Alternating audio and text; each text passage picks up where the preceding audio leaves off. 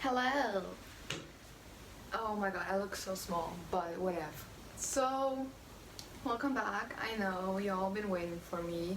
I see you 15 subscribers.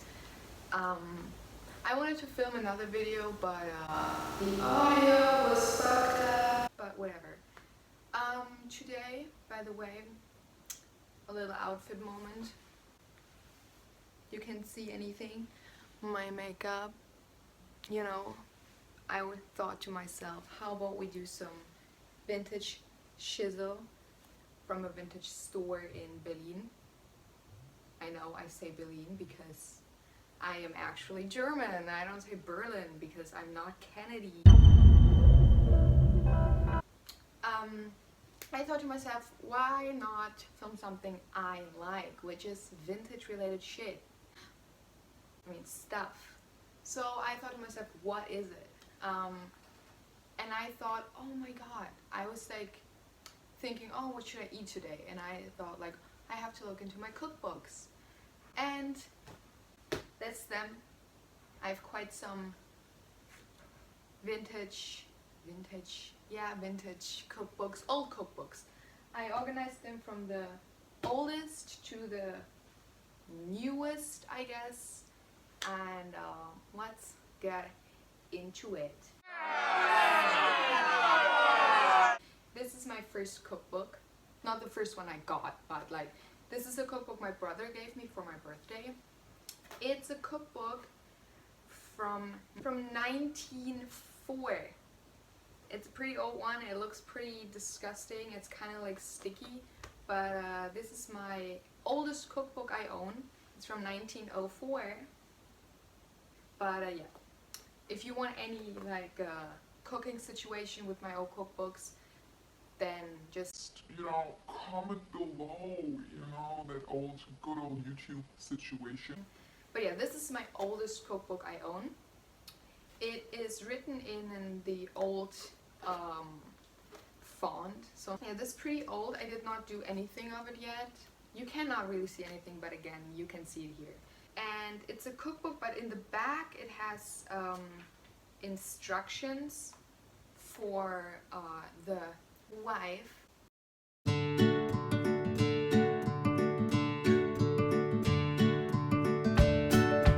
For like children's care and all this, and how to manage income and how to manage like the spendings you have and like tips and tricks, I guess. And right in the back we have like sewing situation. Again, I will put it here so you can see clearly, but you can fold it out and there are measurements on it, so you can actually measure like what you want to sew. It's like for clothing, it's for table cloths and all this. But yeah, it's pretty neat and it folds back into it. It's the last page. My next one is this. Again, I'm gonna put it here. Oh, I have something in there that has nothing to do with anything of this. This is Dr. Oetker. This is a 1948 Western cookbook, but like 60% of all the recipes for my living in the 1940s video, my recipes from, I think, or whatever. But like it's a pretty old cookbook and it's like falling quite apart, more than my oldest. I guess this was not that used, but it's sticky and disgusting inside. And this one is not sticky and disgusting inside, it's just falling apart. This one is also written in the same font as this old one, but this one only has recipes, so no instructions or whatever. And in the back, or not in the back, but like in between, we have pictures of like stuff, like colored pictures, but mostly black and white pictures. And to be honest, the food in black and white looks so disgusting. But yeah, this is my second oldest from 1948. Then we have this one. This is from 1950. Let me check. It's from 1956. This was my grandmother's cookbook. So this is a cookbook she had when she was a wife. And this is called Handbuch für die deutsche Familie, so it's translated into a hand manual for the German family. There's a little cooking section in there, like quite to the back, but a lot of like to here, like this. Oh shit! I mean, dang! Like this all is instructions. So again, like first of all, it's like how you manage money, how you manage the household, how you properly clean, how you care for your children, and also legal stuff. So what you are allowed to do as a housewife and what not. So for example, divorce situations or wanting to open a bank account, you had to ask your husband to do that. So you'd be like, not Mom, hi, can I please have a bank account? and he would be like, No. so you're not allowed to have a bank account. Or he's a nice person and says, yes, you're allowed to have a bank account, but you had to ask your husband if you can do that.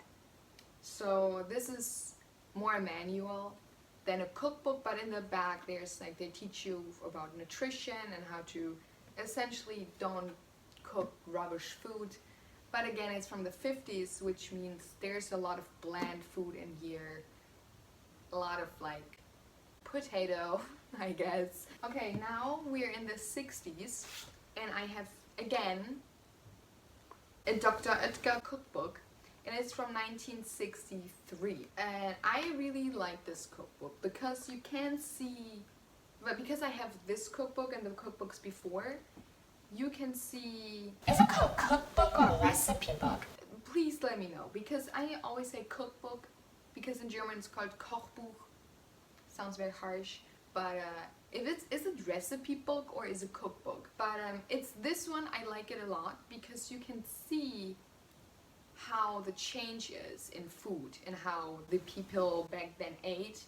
Because in these ones, all like the old ones, it's pretty bland. It's like a lot of vegetables, a lot of roots, and a lot of like just salt and pepper essentially. And here you can see the first banana coming into a recipe. And in the front of this cookbook we have nutrition, like how many calories you should eat as like a woman or a man, and according also to your age and your occupation. And they tell you, like, if you're a secretary, for example, or you're sit a long time. In my situation, I fall into that category because I just sit all the time.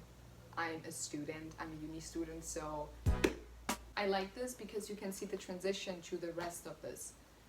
From bland food to like more exciting, I guess, but more stuff is more variable and it's just funky and fresh, you know, the 60s. This is not the original situation of the cookbook, of course. This is the original situation, but it's from my grandma, and my grandma told me that it was completely falling apart, so she had to put it in like one of these. But it's a pretty heavy one and pretty big one, and this is from 1967. So just a little bit old, like a little bit older than the last one. Even though it's bigger than the other one, but this one is just generally for cooking, and it is quite similar to the last one, but it just has more recipes. So you have more options because this is pretty thin compared to this.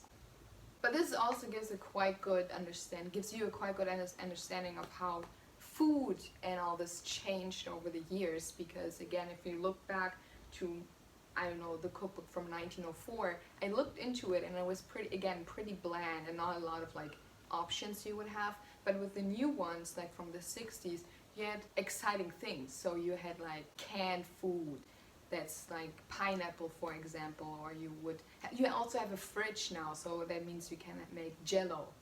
Yeah, we know how that turned out, but like, so you can make like exciting food for dinner parties or whatever, but it's it gives you a good understanding how food just changed. My last cookbook the oldest one. I have a few other ones, but I wouldn't consider them vintage. It's more like, I don't know, they're old. I have one from the 80s, I think, but it's too close to what we eat, I think. So, and even with this cookbook, it's from the 70s. Let me see. Yeah, it's from 1973. So it is just 10 years older than this one. And this one is a special cookbook, I would say. It's centered around dairy products, like, so everything you can think of like cheese situations in food and dairy situations in food. This gives you a good understanding, and I would say a very good capsule. I cannot say this. Capsule. It captures the sense in like dairy products are now like a thing. So you dip shit in cheese. Yeah, I mean, these were all my, like, I would consider old and cool cookbooks or recipe books that I own. And again, if you want to see me cook any of these situations here, or like, can you find something that's like pretty gross? And I'm like, yes, I can find that, I'm gonna do it. Just let me know, because I like cooking a lot. I love it. It's cool to like actually eat what people back then ate. Again, like, this is why I made this video about the 1940s, because it's just so different of what we eat now. I just like civil history, I would say. Like, rarely anybody is like aware of how society was in those big decades, like the 60s or the 70s or the 40s and 50s. Like, that's why I like these books, because it gives a little insight of what actually was like happening in the world of a family. So yeah, this was my video. I hope you enjoyed it, and if not, well, yeah, I hope you enjoyed this video. I know I said that already, but I hope you enjoyed this video, and if you do, thank you, and if you don't, I'm gonna cry and tell my mom, but we know that. So I hope I see you in my next video.